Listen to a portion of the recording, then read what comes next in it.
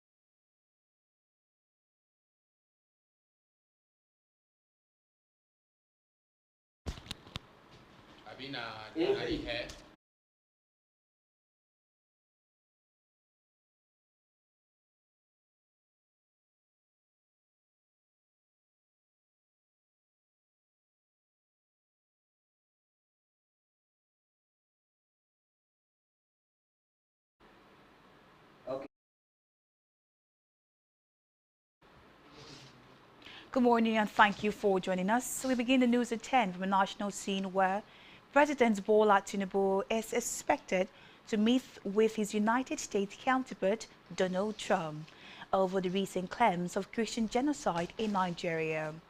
Disclosing this in a statement on X, the special advisor to the president on policy communication, Daniel Bauer, said the meeting would happen in the coming days.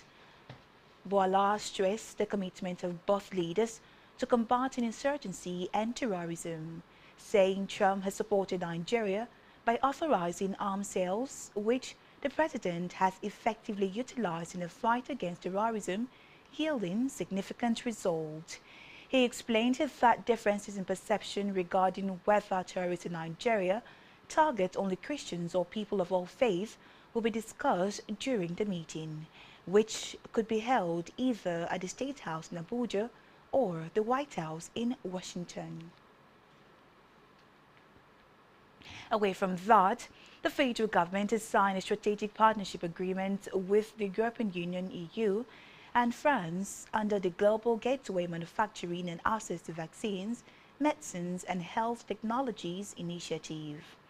The agreement is meant to advance Nigeria's pharmaceutical manufacturing capacity and strengthen local health systems. With a total investment of 10.2 million euros, including 10 million euros from the EU and 200,000 euros co-financing from the French Ministry for Europe and Foreign Affairs. The 44th month project, 2025 to 2028, will be implemented in collaboration with the Federal Ministry of Health and Social Welfare, the National Institute for Pharmaceutical Research and Development, and other local partners. The project, which is named Quality Uplift for Advancing Local Industry in Medicine Standard, aims to bolster Nigeria's pharmaceutical ecosystem by expanding the local production of quality-assured medicines, improving access to essential health technologies, and promoting research-based innovation. We move now to the Red Chambers where the President of the Nigerian Senate, Godswill Akpabio, has denied ever making a reckless statement in reaction to the threat by the American President Donald Trump to carry out military action against Nigeria over perceived killings of Christians in the country. The offending statement was said to have been attributed to Akpabio by a media platform in which the Senate was quoted insulting President Trump and asking him to face American challenges. Eseme Eyibo, Special Advisor on Media and Publicity, Office of the President of the Senate, said that his principal never made a statement either publicly or privately. It challenged the media platform to make public the source of its information on where the Senate President made the offending statement.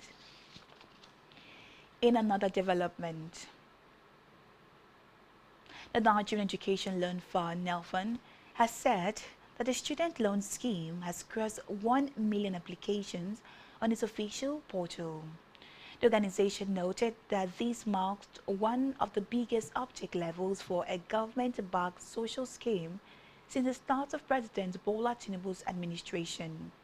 NELFund, in a statement by the Director, Strategic Communications, Oseyemi Oluwatoyin, stated that the milestone comes barely 1 year after the program's launch on the 24th May 2024, describing it as a proof that the student loan initiative is gaining strong national traction and public trust. He said that over 116 billion naira has so far been disbursed to students across universities, polytechnics, and colleges of education in Nigeria, covering institutional charges and upkeep allowances.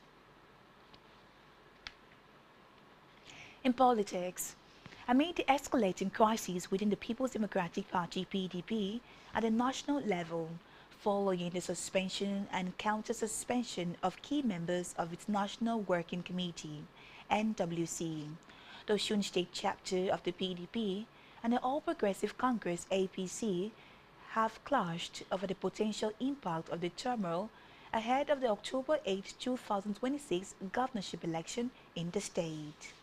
The Osun PDP, through its Director of Media and Publicity, Hezekiah Oladele, maintained that the party remains strong and united despite the challenges confronting its national leadership. The APC, in a separate statement issued by its Director of Media and Information, Kola Olabisi, asserted that the recent developments are clear evidence that the PDP has completely collapsed. Recall that during a recent meeting in Abuja, the PDP's NWC announced the suspension of several top officials, including the National Secretary, Senator Samuel Anyawu, the National Organizing Secretary, Uba Bature, and the National Legal Advisor, Kamaldeen Ajibade, among others. Meanwhile, ahead of his formal reception into the All Progressive Congress today, the governor of Bayelsa State, Senator Doyi Diri, has said his decision to quit the People's Democratic Party was taken in the overall interest of the state. Speaking during the 14th Bayelsa Thanksgiving Day at the Medical Center, Igbogene, Yanogwa, Diri said someone had to make the move and that he did so on behalf of Bayelsans. It was the first time he publicly addressed the issue since his resignation from the PDP on October 15, 2025. The governor explained that although some people might not immediately understand his decision to join the ruling party, time would reveal that it was driven by altruistic motives. Let's move now to Africa, where Tanzania's main opposition party has rejected President Samia Hassan's landslide victory in elections that were marred by deadly protests. Chadama, which was barred from taking part in the poll, has described the results as completely fabricated, alleging the process was not a genuine election. Recall that Hassan won the country's disputed election with more than 97% of the vote, according to official results announced early Saturday. Demonstrators, angry at the exclusion of the two main challengers to the president and what right groups said were the arrest and abduction of opponents, clashed with security forces for days.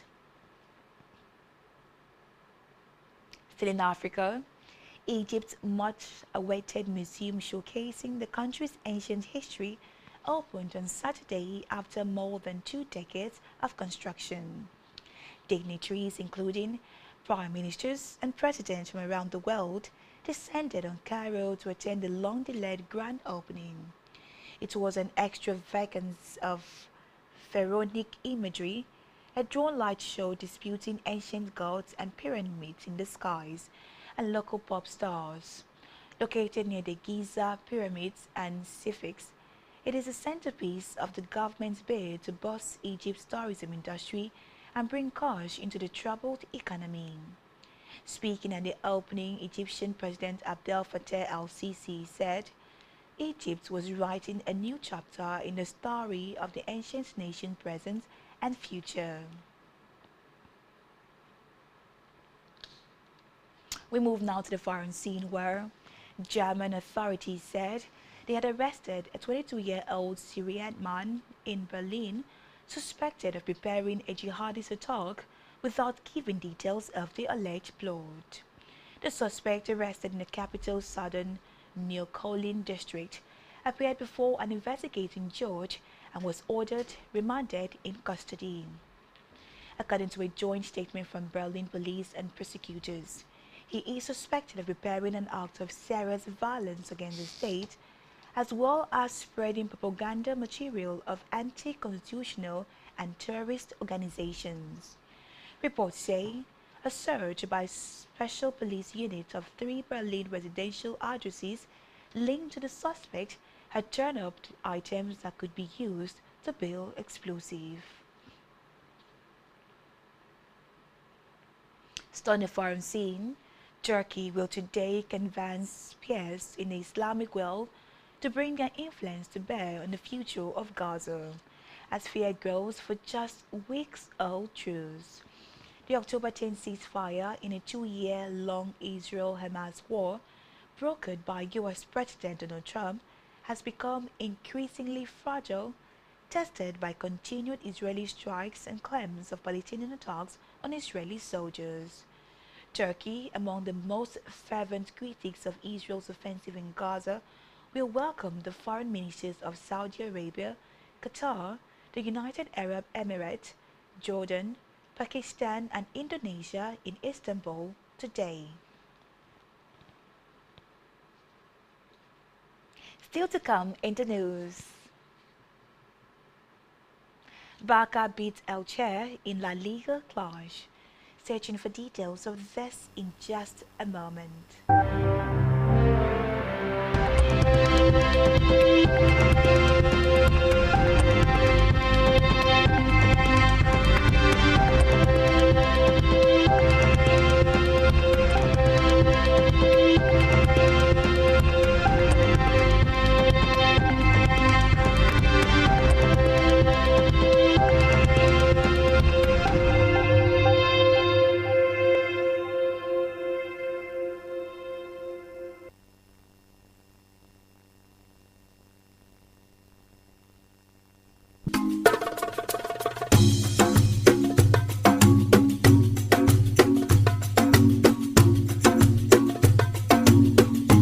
Broadening your horizon is what every living being not only genuinely desires, but heartily pursues and intentionally invests in. For in the gathering of men, only those whose minds are in tune with the dynamics of the past, present, and future innovations, inventions, politics, and governance are respected. We are Spectrum Television, and broadening your horizon is our obsession. Risk on your decoder now to connect Spectrum Television on the frequency 12589, symbol rate 26250. That is frequency 12589, symbol rate 26250. Polarization horizontal, and join our online community at spectrumtvlive.ng. For further inquiries, please call 0704 158 5642 or 0704 541 7707. Spectrum Television, broadening your horizon. Get ready for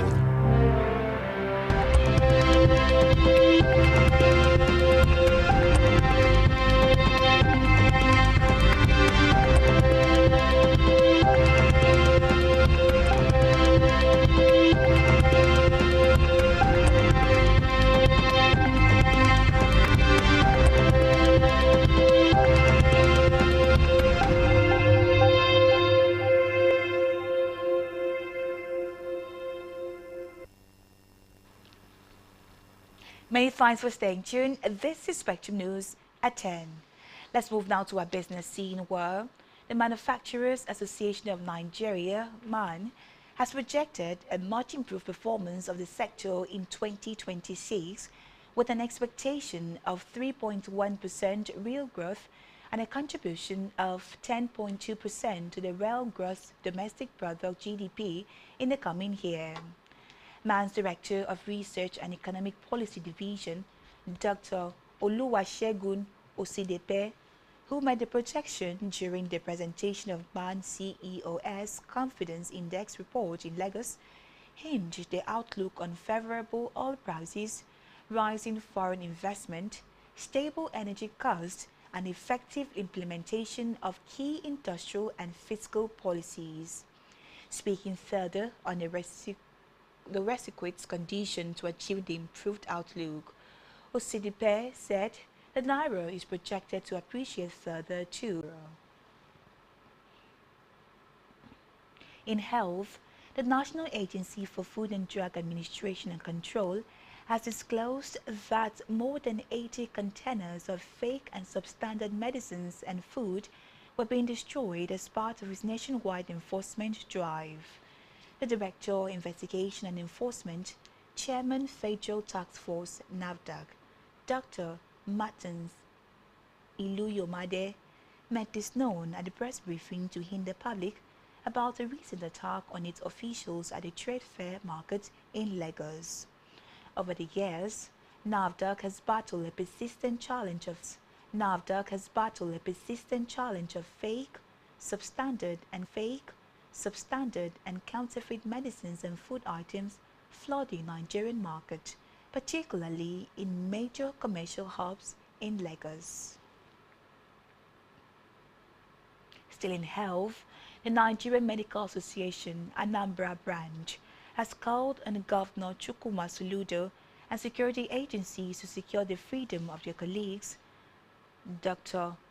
Mbaugu, who was adopted on October the 30th. The NMA made the call in a communique signed by Dr. Preston Okam and Dr. Obiale Ifeanyi, Chairman and Secretary respectively, at the end of an emergency general meeting held on Saturday.